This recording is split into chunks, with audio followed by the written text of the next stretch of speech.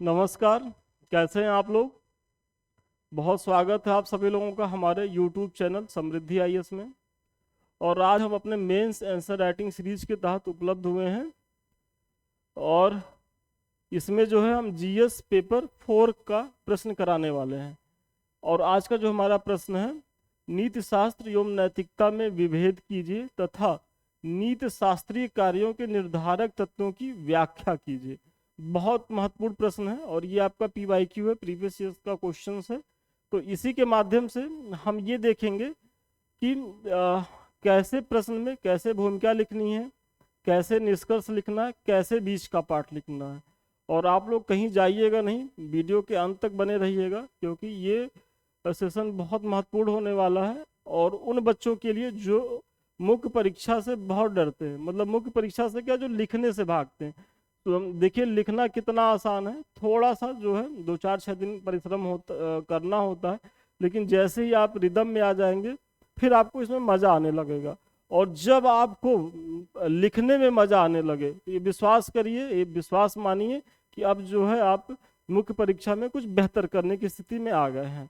और जिस दिन आपने जीएस के सभी पेपर को मिला के 500 प्रश्नों का प्रैक्टिस कर लिया, आप मुख्य परीक्षा पास कर लेंगे। ये हमारा आपसे वादा है कि आप 500 क्वेश्चन लिख के आइए। मतलब अब ऐसा नहीं है कि कुछ भी लिख के आइए, मतलब एक प्रॉपर वे में एक संस्था जैसे हमारे इस संस्थान से जुड़िए और यहाँ आप 500 प्रश्नों का जो है वो प्रैक्टिस कर डालिए बढ़िया से। उसके बाद देखिए आप कैसा भी प्रश्न आएगा तो आप प्रश्न को लिखना सीख जाएंगे, कैसे भूमिका लिखनी है, कैसे निष्कर्ष लिखना है, कैसे बीच का पार्ट लिखना है, ये लिखने आ जाए, कैसे टू द पॉइंट अप्रोच के साथ उत्तर लिखना है। ये सारी चीज़ें यदि आप सीख जाएंगे तो फिर जो है आप जब उत्तर लिखेंगे तो आपके उत्तर में भटकाव नहीं होगा। इतना प्रैक्टिस करने के बाद होगा क्या कि आप माइंड मैप बनाना सीख जाएंगे। और यदि आप माइंड मैप बनाना सीख गए प्रश्न का, तो आप समझ लीजिए कि आप फिर आपके उत्तर में विचलन नहीं आएगा, आपके उत्तर में भटकाव नहीं आएगा। और यदि आपके उत्तर में भटकाव नहीं आया और आप टू द पॉइंट रह गए तो विश्वास मानिए आप मुख्य परीक्षा में बहुत अच्छा परफॉर्मेंस करेंगे। तो इन्हीं सब चीज़ों को हम यहाँ देखेंगे। चलिए आइए आज का जो है हम प्रश्न देखते हैं। और नीति शास्त्र एवं नैतिकता में विभेद कीजिए तथा नीति शास्त्रीय कार्यों के निर्धारक तत्वों की व्याख्या कीजिए। तो नीति शास्त्र नैतिकता का दार्शनिक विश्लेषण है। थोड़ा सा आप जो है नीति शास्त्र के बारे में बता रहे हैं, जबकि नैतिकता नीति शास्त्र का पठनीय विषय। नीति शास्त्र मनुष्य के चिंतन एवं सिद्धांत का जो है वो समुच्चय होता है। मतलब जो हम चिंतन करते हैं वो एक तरीके से नीति शास्त्र के तहत ही आता है। जबकि नैतिकता के अंतर्गत मनुष्य की जो कार्यशैली, सोच, विचार एवं व्यवहार आदि के उचित और अनुचित का निर्णय किया जाता है। मतलब नैतिकता हमें यह भी बताती है कि क्या उचित है, क्या अनुचित है।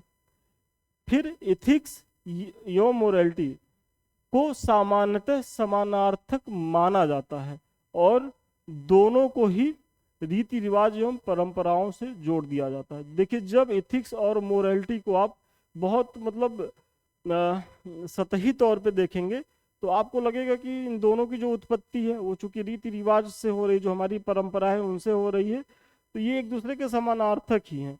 और ये कुछ हद तक सही भी है, लेकिन अगर इसमें इसका सूक्ष्म विश्लेषण आप करेंगे तो आप इसमें जो है वो अंतर पाएंगे। वही इसमें कहा जा रहा है कि दोनों में कुछ अंतर भी हैं। एथिक्स का संबंध नैतिकता की वस्तुनिष्ठता से है। मतलब जो एथिक्स होता है वो नैतिक की वस्तुनिष्ठ प्रक्रिया होती है नैतिकता की। अर्थात वे नैतिक नियम, प्रतिमान व ढांचे जो समाज द्वारा व्यक्ति को दिए जाते हैं, मतलब वो एथिक्स के तहत आते हैं। व्यक्ति इनका पालन समाज के दबाव में करता है। मतलब चूंकि समाज के द्वारा ये प्रदत्त होते हैं तो इनका पालन व्यक्ति क्यों करेगा, क्योंकि चूंकि समाज ने दिया है तो समाज इसको मॉनिटर भी करेगा, समाज इसको रेगुलेट भी करेगा। तो वही इसमें कहा जा रहा है कि व्यक्ति इसका जो पालन करता है वो समाज के डर से करता है, और यदि ना करे तो दंड का भय भी रहता है। जबकि मोरालिटी का संबंध व्यक्ति की निजी या आत्मनिष्ठ नैतिकता से, अतः आंतरिक प्रेरणा पर टिका होता है, न कि सामाजिक दबाव पर। जो मोरालिटी है वो व्यक्ति के आंतरिक प्रेरणा पे निर्भर करता है, और इसमें जो सामाजिक जो दबाव होता है, जो सामाजिक डर होता है, वो काम नहीं करता है। अब अगर थोड़ा सा आप और स्पष्ट करना चाहें तो ऐसे आप मुख्य परीक्षा में भी आप बना दीजिए कि इथिक्स और मोरालिटी में विशेषतः क्या अंतर है, तो आप ऐसे ही पॉइंट पॉइंट दिखा दीजिए। और मुख्य परीक्षा में इस तरीके का लिखने का फॉर्मेट बहुत अच्छा होता है, और हम जो है अपने मॉडल पेपर में भी इस तरीके के फॉर्मेट आपको देते रहते हैं, तो आप वहाँ से भी सीखते रहिएगा। क्योंकि हो सकता है कि पैराग्राफ जो है एग्जामिनर उतना ध्यान से ना पढ़े, लेकिन ये उसको उसके पढ़ने में सहूलियत होती है, और ये बहुत अच्छा होता है।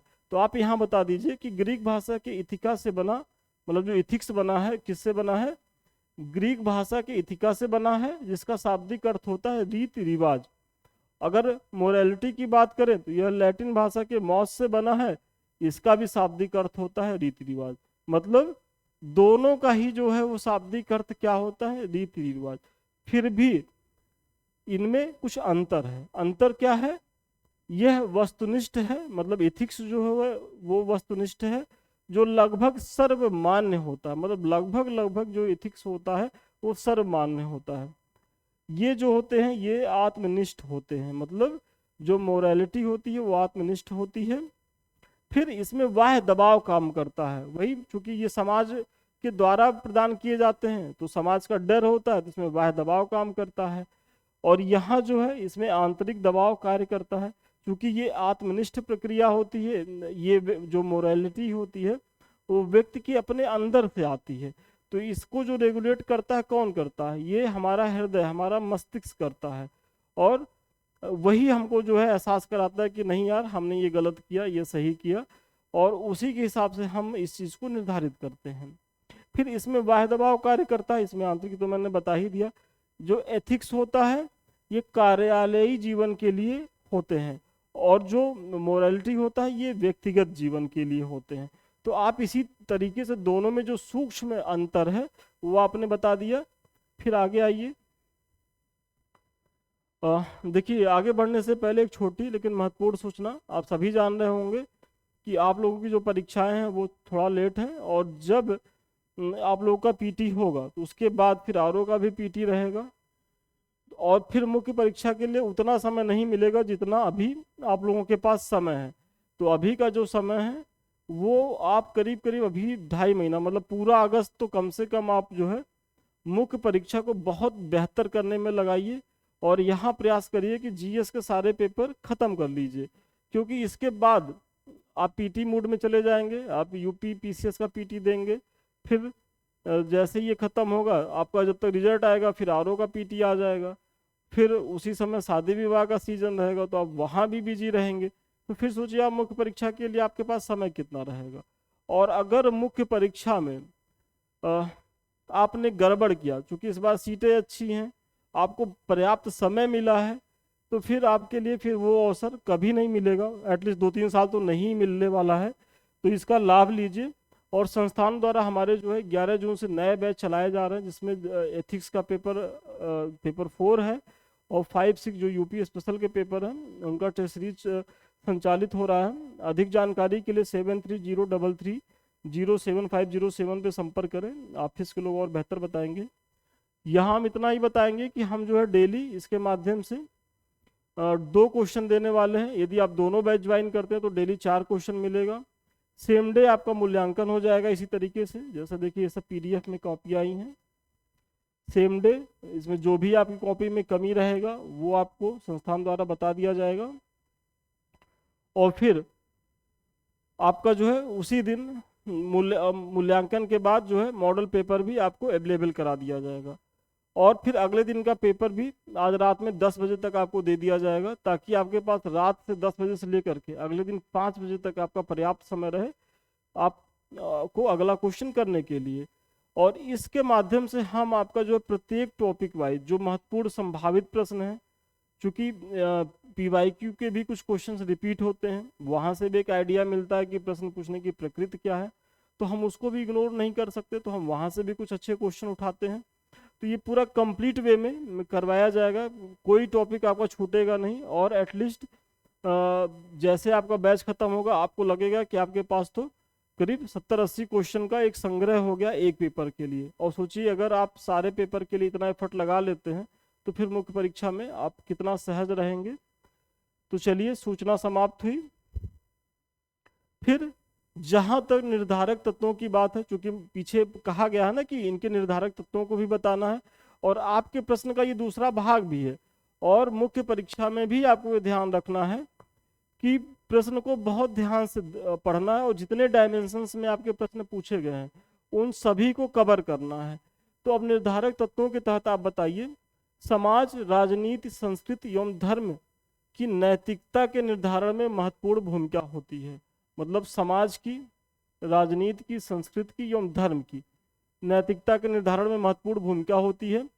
मनुष्य के नैतिकता के निर्धारक तत्वों में सामाजिकरण वह प्रक्रिया है जिसमें व्यक्ति जन्म से मृत्यु तक कुछ न कुछ जो है वो सीखता रहता है।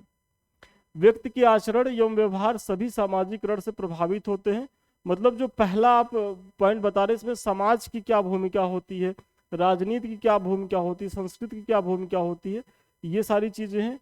फिर दूसरा, परिवार एवं जाति की क्या भूमिका होती है, और फिर सामाजिक परिस्थितियों की भी भूमिका होती है निर्धारक तत्वों में, जिसमें गरीबी और अमीरी बहुत बड़ा रोल अदा करते हैं कि किसी की नैतिकता जो है इन पहलुओं से प्रभावित होती है कि अगर कोई अमीर व्यक्ति, कोई गरीब व्यक्ति है तो ये भी अपरोक्ष रूप से ही सही लेकिन प्रभावित करते हैं। फिर विचारधाराएं एवं तत्कालीन समाज में स्थापित मूल्य तंत्र की भी भूमिका होती है। विचारधाराओं में आप जो है, जो प्रमुख जो जो बहुत से महापुरुष हुए हैं, जैसे भारत के संदर्भ में आप महात्मा बुद्ध को ले लीजिए, जैन धर्म के महावीर स्वामी को ले लीजिए, फिर आधुनिक युग में आप अंबेडकर के विचार ले लीजिए, गांधी जी के विचार ले लीजिए। तो इनकी जो विचार है ये भी समाज में नैतिक मूल्यों को जो है वो प्रभावित करते हैं।